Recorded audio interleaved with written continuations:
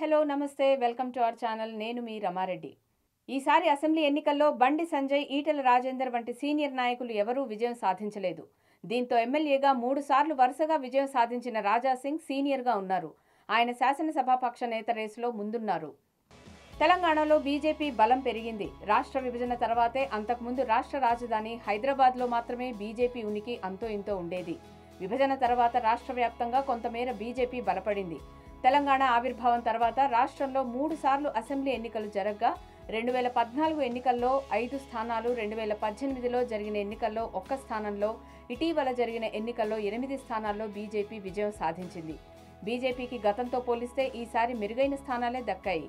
తెలంగాణలో అంతో ఇంతో ప్రభావం చూపుతున్న బీజేపీ అసెంబ్లీలో మాత్రం బీజేఎల్పీ నేతను నియమించడం లేదు.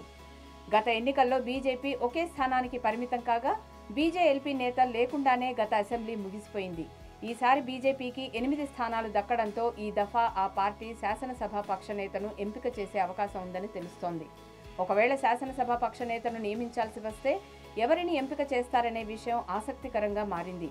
ఈసారి అసెంబ్లీ ఎన్నికల్లో బండి సంజయ్, ఈటెల రాజేందర్ వంటి సీనియర్ నాయకులు ఎవరూ విజయం సాధించలేదు. దీంతో ఎమ్మెల్యేగా 3 సార్లు వరుసగా విజయం సాధించిన రాజాసింగ్ సీనియర్గా ఉన్నారు. ఆయన శాసనసభాపక్ష నేత రేసులో ముందున్నారు. ఈయనతో పాటు ఎమ్మెల్యే కాట్పల్లి వెంకటరమణారెడ్డి కూడా బీజేఎల్పీ నేత రేసులో నిలిచారు. వెంకటరమణారెడ్డి కామారెడ్డిలో కేసీఆర్, రేవంత్ రెడ్డిలను ఓడించి ఎమ్మెల్యేగా నెగ్గిన సంగతి తెలిసిందే.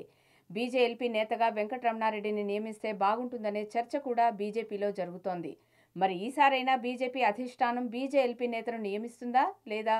ఒకవేళ నియమిస్తే ఎవరికి అవకాశం ఇస్తుంది అన్నది ఆసక్తికరంగా మారింది.